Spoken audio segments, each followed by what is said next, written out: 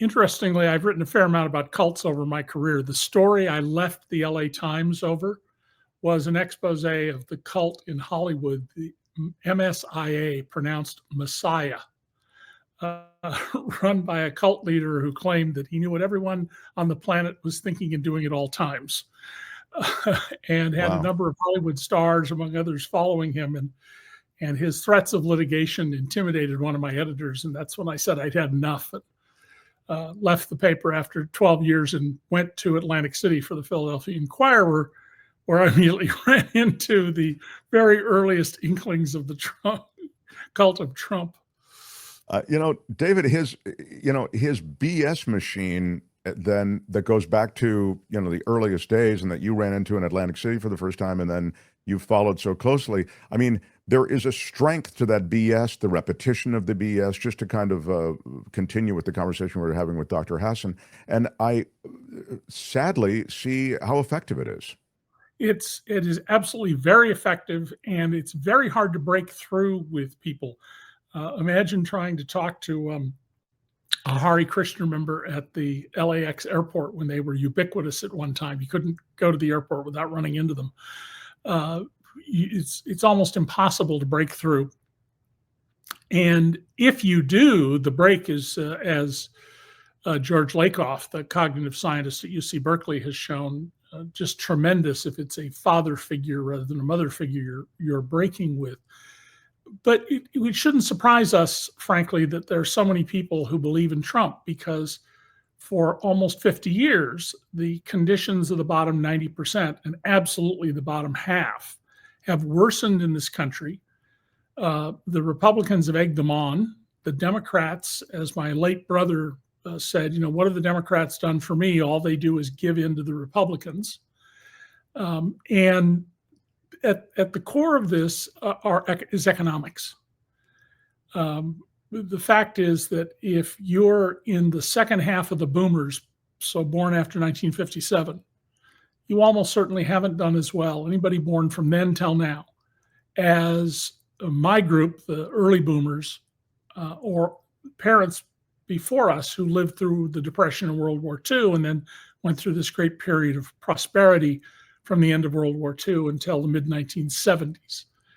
And it's government policy.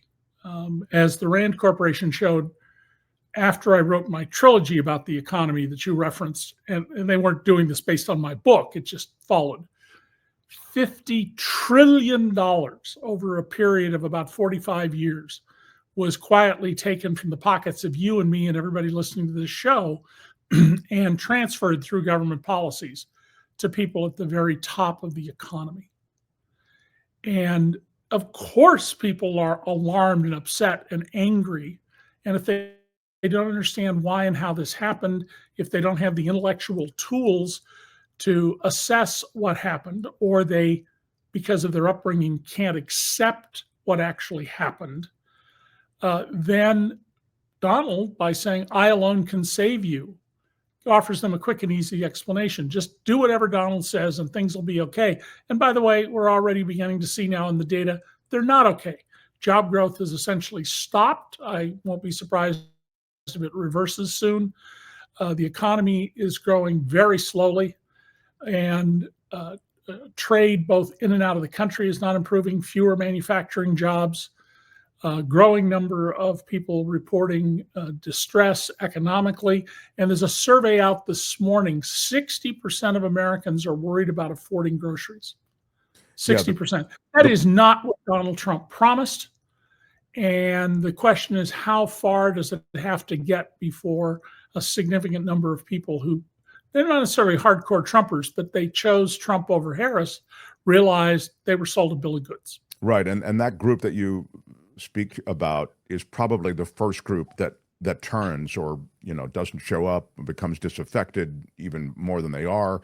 I mean, you're right, and you speak about it so beautifully. That backdrop against which Trump's rise exists is economic, and it's interesting to see the distraction machine kind of go into effect, because every manner of distraction is being offered. And I'd suggest also legit vengeance, like this 2016, looking into the 2016 election. Pam Bondi turns the Justice Department on this grand jury probe of the Obama administration election review. In other words, they're trying to disprove the Russian connection that was pointed to in 2016. And they're doing that, I thought, David, really first to appease the president, who wants this vengeful Justice Department, and then also maybe as a distraction. I mean, that on some level, MAGA Nation wants to see Obama, Clinton, Biden all brought down. So there are three simple things to remember about the actual Russia circumstance. Number one, right after Trump announced in 2015, a Russian emissary sent an email saying that the Kremlin wants to help you beat Hillary Clinton. And Donald Trump Jr. lied and denied about it for a year, lied and denied about the meeting held between an entourage of Russians closely connected to Putin in the Kremlin and Don Jr.,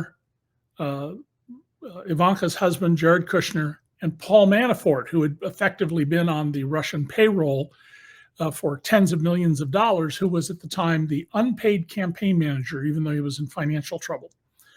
We know that happened. Two, Robert Mueller testified in his second round of testimony to Congress that he was not investigating what we thought he was about the Russian interference, that he had been blocked from all of that by Bill Barr.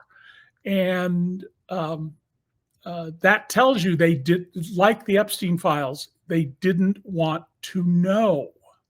And then the third is, of course, in 2017 or 18, as president, in 2017 as president, Donald Trump invited the Russian foreign minister, Lavrov, Ambassador Kislyak, and a quote-unquote news photographer from TASS into the Oval Office unannounced and gave away sources and methods, the most sensitive secrets we have, which is how did we get this information? Who did we get it from? And shortly after that, Russian state television showed a meeting in the Kremlin with a bunch of men in suits, when suddenly the door flies open, big burly guys come in, they throw a bag over the head of the guy at the head of the table. He's never heard from again. And various intelligence sources have said Trump effectively said to the Russians, hey, I know what's going on in the Kremlin. We've got a source.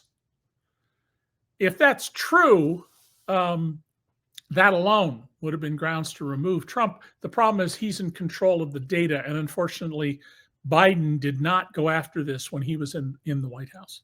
Well, yeah, I mean, Biden really, such an institutionalist, just really didn't want to set some He wanted to be precedent. a high road guy, and this is not a high road time. If I can, Mark, before I posted something today on my B-Sky account, my Threads account, and I think I did it Facebook. Jennifer and I spent a week going to the Chautauqua Institution to learn about authoritarianism and why it's on the rise. There were thousands of people who go there every week during the summer to what I call Disneyland for intellectuals. And the night before we went, we were having breakfast at a Hilton hotel when I suddenly realized there was this gathering of racists at the adjoining tables, the conversation they were having and the marks they had. And I thought, there's a herd of cows, a school of fish. What do you call a gathering of racists? So I posted these today. What do you call a gathering of pedophiles? A groping. Child rapists, a Trump. Masked ICE agents, a cowardice. Racists, a hatred. Oh, good, it's up on the screen. MAGA, a fool of. Biblical literalists, a cherry pick of. And finally, pro-lifers, an abortion of pro-lifers. Oh, my God. I just think we should be a little more creative, have some fun with all of this, because it can And be call too it what it depressing. is, right? Yeah. Yeah, and I think a hatred of racists, that's what came to my mind is we were having breakfast and listening to these people who were just scum, hatred of their fellow Americans if their skin wasn't white. And these guys didn't look like anybody to write home about. Right. Well, and it's from that group that you get some of the most intense hate. And I go back to what you were first saying, which is those are oftentimes people who've been left behind economically, and they're looking to see that hate, consciously or unconsciously reinforced by their circumstance. Those people are benefiting. If it weren't for those people, I'd be doing better. And, it's interesting now to see you reference polling. In polling about immigration, Trump is losing the nation. Yeah. Trump wins on the border, but on the general immigration policy day to day, Trump doesn't win any longer. The Americans, from a polling standpoint anyway, have turned on him. His approval rating on these other issues, including the economy, is really beginning to show real signs of problems. Well, this goes to some degree to, I think, what may be the greatest insight of Gandhi, who, after all, without violence, without a revolution, got the British to walk out of India after 200 years. Gandhi said that there is something in the human heart that is repelled, I'm paraphrasing him, but that is repulsed by violence against people who've done nothing to warrant that violence. When they did the march on the salt works, and for a whole day, people stepped forward knowing they were going to be beaten by British authorities and locals who were hired on their behalf to enforce. The whole world was revulsed by this. Any decent biography of Gandhi will recount this story and how people around the world went, "What are we doing here?" And so, pulling mothers from their little children and leaving them alone in the back seat of the car as you haul them off to who knows where. Refusing to provide access to lawyers to people at Alligator, Alcatraz, and presumably elsewhere by asserting you have no rights. There are some videos out there of people who you can see ICE agents saying when they want to stop you, you have no rights. That's exactly what we revolted against the British over. And it wasn't no rights. The British, in fact, acknowledged rights, just not what we thought was a full suite of rights at the time, and which we've expanded ever since. I'm going to talk tonight in Geneseo, about a half an hour south of Rochester, at the Riviera Theater at 7 o'clock, about how to save our democracy. This will be the third or fourth time I've given a talk on this in recent months, and I've got several other invitations that are pending. But there are things we can do. So I think it's very important. Do not lose heart. That's number one. Just do not. I know it's overwhelming. There are times when I feel like there's a tsunami coming, and I'm standing there with my hand up. But we got to do what we can do. And so don't lose heart. Don't ever voluntarily obey, as Professor Timothy Snyder, who was at Yale and left the country with two other professors to the University of Toronto, teaches. Get people registered, and then crucially make sure they vote. And if you live in Southern California, where your vote's not going to change anything in the next presidential election, and there are only a couple of districts it might change something, then if you could afford to do it, arrange now to go to Nevada or Oregon or Utah or somewhere a day or two before the fall 26 elections to get people to the polls. You can also do it by phone from wherever you live if you're part of an organized group. But if you can, you and a second person, you need to have two people to do this, can drive people to the polls to make sure they actually go. That's just crucial. 3.3 million fewer votes in 2024 than in 2020. And with population growth, there should have been at least 6 million more votes, maybe 7 million more votes. We got to get people to the polls.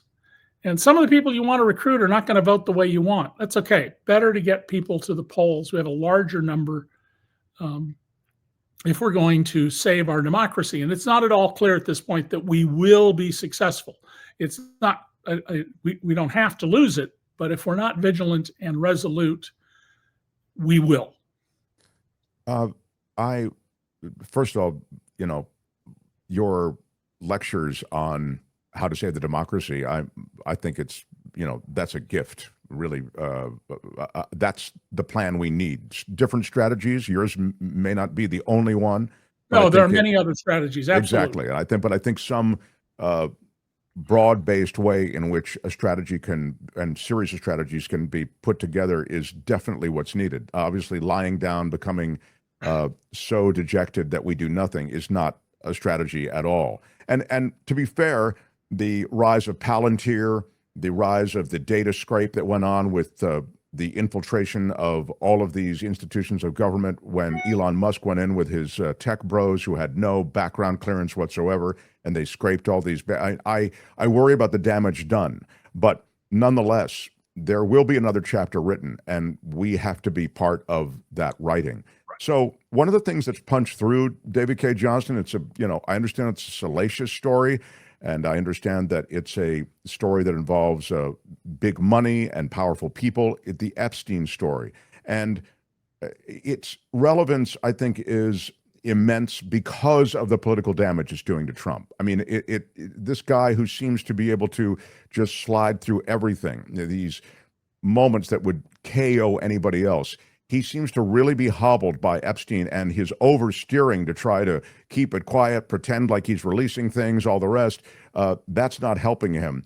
Tony, don't we have something on do we have something on Epstein? I have something on Trump speaking. But first, give me a note, and then I'll let you listen to Donald Trump, who just gave an interview today on CNBC. Give me your thoughts on this, and as we do as we pencil it out, give me your sense of how this is damaging Trump and how it might actually affect his political viability going forward. Well, there is just billowing dark smoke coming out of the White House about this issue. As I reported in The Making of Donald Trump, and I think I may have also said in my 1992 book that's about half about Trump Temples of Chance, he had 12, 13, and 14-year-old children gambling in his casinos. You had to be 21 years old. Nobody mistakes a 12-year-old for a 21-year-old.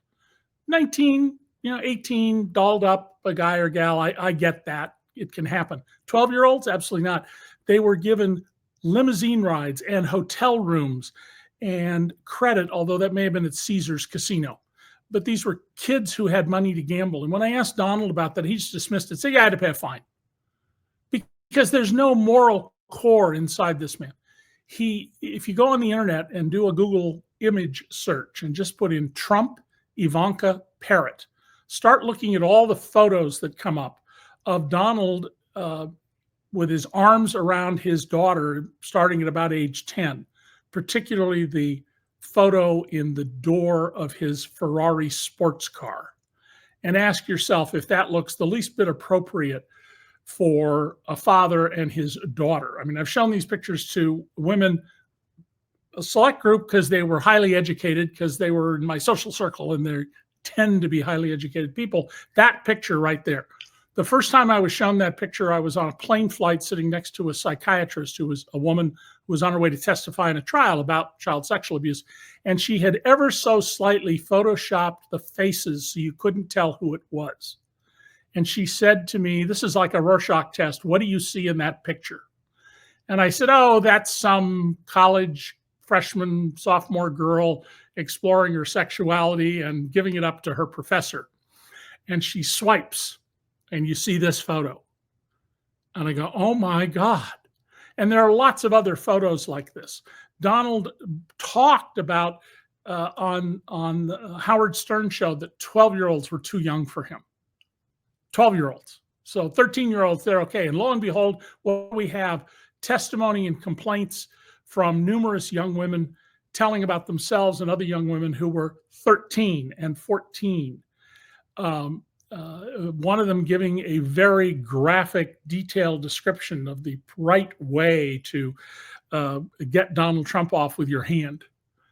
I mean, there's an enormous amount of evidence that Donald Trump can survive saying nonsense. He can survive claiming he has made these trade deals that are nonsense. He can survive lying. He can survive Stormy Daniels.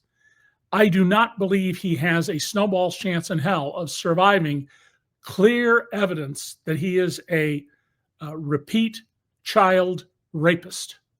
You got to be really way over into far out, quote, Christian theology land where we should be marrying off 10-year-olds if they have a period, their first period at that age, to find this acceptable. And that's why they're keeping these files secret, because clearly there are things in there that will be damning to Donald Trump. Well, the And the victims' families are saying, David, we'd like to see these these with appropriate redactions, these files released. This whole idea that you're protecting us is just bogus. We want to see this information out. Right. And the lawyer for a number of the young women was on Lawrence O'Donnell the other night, making exactly this point. What we're seeing, and by the way, they go and have the number 3 guy in the Justice Department, Todd Blanche, who was Donald Trump's lawyer at his criminal trial where he was convicted, go to meet twice with Ghislaine Maxwell and giving her transactional immunity. That is, whatever she said in the meeting couldn't be used against her. And then they move her against regulations from a high security prison to a minimum security prison, which I would argue puts other women in that prison at risk from this sexual predator who continues to maintain, I'm innocent, I did nothing, it's all lies, which is ridiculous. And Donald, has indicated she didn't get a fair trial. There was a rush judgment. That turn on Newsmax and these other right-wing fake news organizations, and they will tell you, oh, there was this rush to judgment. They didn't have anything. They just needed a scapegoat. No. It was a jury trial. And tons of evidence. Oh, my God. She was the procurer, and she participated in the rapes of these children. And by the way, the victims say this. What David K. Johnston is saying is absolutely borne out in victim testimony. Yeah. So why would an administration do that? Well, for the same reason, Donald has pardoned a whole bunch of major drug dealers. As I report in The Making of Donald Trump, and I'd reported earlier, Donald Trump for a decade was intimately involved up to his eyeballs in business with one of the biggest cocaine traffickers in America. He did extraordinary favors for him, which is a casino owner especially, where you're not to associate with criminals. Makes absolutely no sense. But if Donald Trump was in the cocaine business with Joseph Wexelbaum, every single thing he did makes perfect sense. And this is all public record. The failure of every major news organization to report on this. I've offered copies of all the documents to my former editors at the New York Times, to editors at the Washington Post, to people I know at Bloomberg and AP and elsewhere, and nobody wants them. Is one of the most damning things you can say about the business I spent my career in, journalism. There's lots about Donald that people don't know, and trust me, I only tell you things I can prove, so he can't touch me. There are much, much more horrible things that I am internally convinced Donald Trump has done that should really scare you, but I can't prove them to the point where I can be assured he can't sue me for them. Well, David, if you look across YouTube, you can find any number of interviews with women who were in the constellation of people around Jeffrey Epstein, and they speak to the setup. They speak to the fact that these are young models, all under 18 effectively, in many different instances, and some in instances in which there were parties, there were a bunch under 18, and then there were a bunch, handful over 18. I mean, there was definitely a youth movement in the Epstein world, and they speak quite distinctly and quite starkly, might be the word I'd use, about the fact that if you didn't play ball with these older guys who were there. I mean, it was all guys in their older, upper 30s and 40s is what I heard one model say. Yeah. They wouldn't get you bookings. Your agency wouldn't get you bookings. I mean, worse than that, Mark, some of the young women have said they went along, one of them in a 60 Minutes interview, because they were told, if you don't cooperate, we'll have you killed.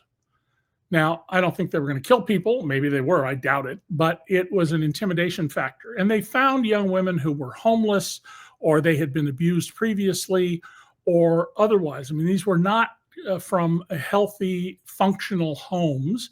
And you know what? America's full of young women like that. I mean, the level of parental, sibling, and especially stepfather or stepbrother incest in this country is a lot higher than you want to think about. Yeah, that you're describing was the Epstein strategy. They looked for women, the women who worked there as massage people in Epstein's orbit. They were from those homes that you described. But you can see these women, many of whom at these parties and pictures that Tony's showing, they're all under 18. And again, there was an implied and sometimes explicit understanding that, you know, you don't have to do this, but if you don't, you're likely not going to get these model bookings, and your career as a model is really going to be threatened.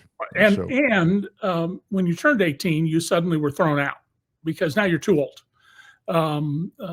Jeffrey, I think I'm pronouncing her name right, who committed suicide earlier this year because he just couldn't live with what had happened to her anymore. She has told that exact story. And Julie Brown, Miami Herald, formerly Philadelphia Inquirer reporter like me, Julie Brown has done the most extraordinary work for years pursuing this. I mean, you want to read all of her work, take out a short-term subscription for the Miami Herald and go through their archive. You will find it incredibly, deeply disturbing what was going on here. Now, this is not like it's something that's new.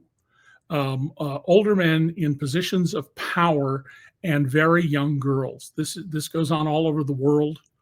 There's a whole business in Thailand built on this model. But Donald Trump's the president of the United States. And he is not only just a convicted criminal, 34 felony counts, and he would have been convicted in the other cases had they gone to trial, but he's someone who sets a tone for a lot of people about conduct. And the tone that he's setting is absolutely anathema to individual liberty and freedom. He's a disaster that we've got to stop, but it's going to be very hard so long as he has his cult-like hold. Sure, but that's why I think this conversation around Epstein is worth a beat or two, because it is the one thing that seems to be penetrating this impermeable wall that is around Donald Trump. And so as he does all of these things, you could say that his tariffs are lawless, they're completely illegal, and they may be ruled illegal by a court, as you've talked about. But the idea somehow that he can do these things that are really outside of his legal right, none of that seems to be punching through. But Epstein, wow, people really have whipped their heads around on this. And I know, I get it. Young girls, not women. I get it. But we make the point that it's women under 18, girls, exactly. And it's as I say, it's the thing that may be the cornerstone of building a case against Donald Trump continuing. And he is losing support. Before I lose you, although it's already too late, isn't it? I wanted to play you. Go ahead. Okay. On immigration. Play me a little bit of that cut for David and Trump on immigration. Here's a little something. And the president was on the Squawk Box on CNBC today. Go ahead. Back to their country with a pass back in legally, and we're doing things that are very difficult to do and very complex, but it works really well. We're sending them back, and then they're schooling, they're learning, they're coming in legally. We have a lot of that going on, but we're taking care of our farmers. We can't let our farmers not have anybody, these people, you can't replace them very easily. People that live in the inner city are not doing that work. They're just not doing that work. And they've tried, we've tried, everybody tried. They don't do it. These people do it naturally. I said, what happens if they get it to a farmer the other day? What happens if they get a bad back? He said, they don't get a bad back, sir, because if they get a bad back, they die. I said, that's interesting, isn't it? These are very, in many ways, they're very, very special people. Okay, go ahead.